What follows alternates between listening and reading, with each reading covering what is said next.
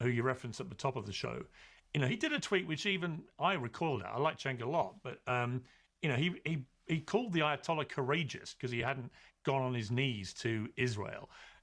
Did you agree? I mean, do you think the Ayatollah Khamenei was a courageous man?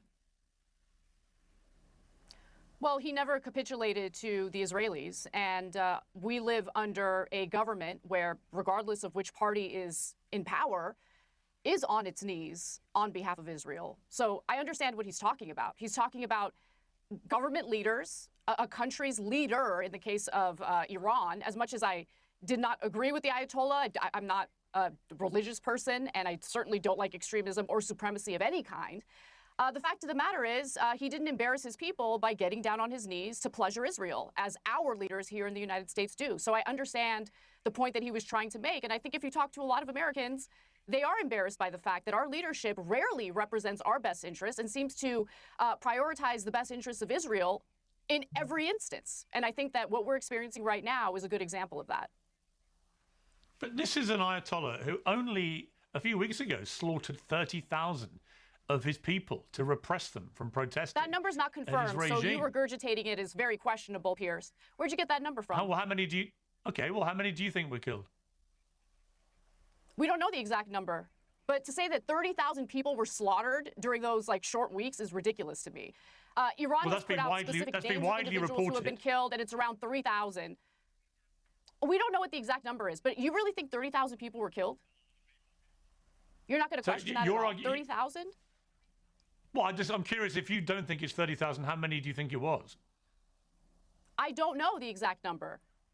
No one knows the exact number. But you know... But if you don't know the number, how do you know?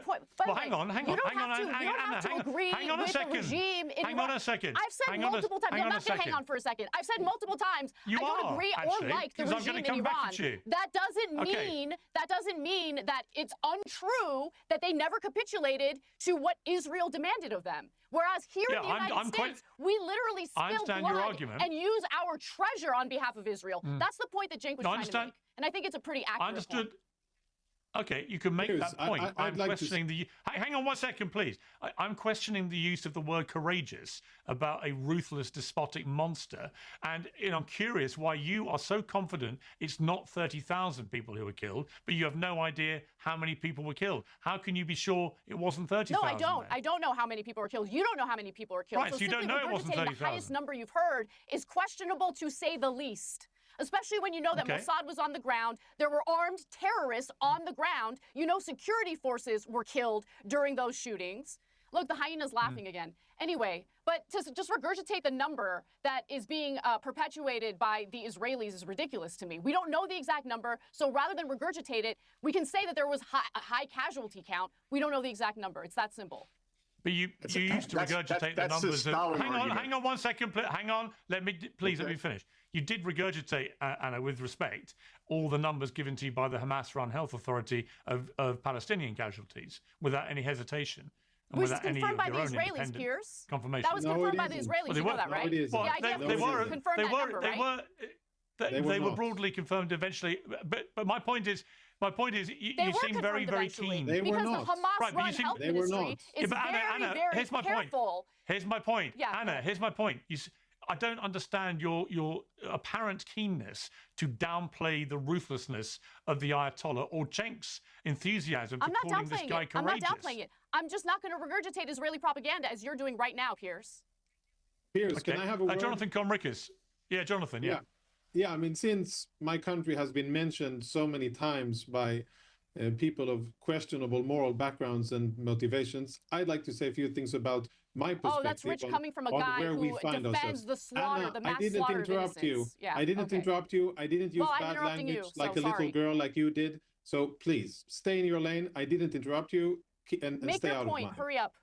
No, I don't have to hurry up, and I don't take orders from you, Anna. And I would speak because you've spoken a lot and you've said a lot of nonsense, and I want to give my perspective on what's going on. Right. And it's ridiculous to frame this. Debunk anything I've said, ridiculous. Yet we are surrounded by about 5 or 6 different terrorist organizations that are funded by Iran, by the Islamic regime, who all operate against Israel, killing our civilians, harassing our people, infringing on our sovereignty, and all conniving and trying to bring about the destruction of the state of Israel. I mean, this is the victim mentality. The whole world is against us. We just want to be a peaceful country. The reality is it's not the position of the Iranian government that their borders should be expanded. It's the position of the Israeli government that their borders should be radically expanded, including into places and in ways that the United States government for decades under both Democratic and Republican leadership has said is a direct threat to American interests. Settlements in the West Bank, annexing the West Bank,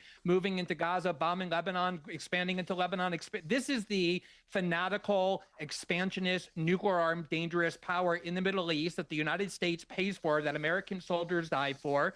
And this narrative used to be dominant in the West, but people have seen the true face of Israel and U.S. support for Israel over the past couple of years. And you see it in polling, not just in the United States, but around the world, that people see Israel and increasingly the United States as the rogue countries that are the true danger to the world.